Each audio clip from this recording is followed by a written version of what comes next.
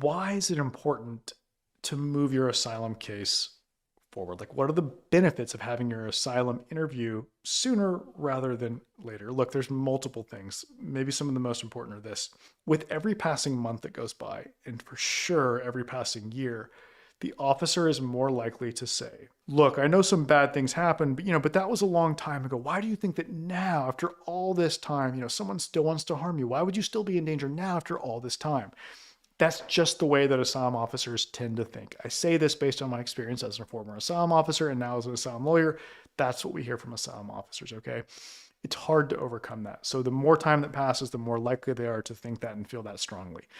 Also, conditions could change in your country in a way that makes it harder to win asylum. Also, maybe most importantly right now with the current administration, with the Trump administration, I believe it's going to get harder and harder with every month that passes to win your case.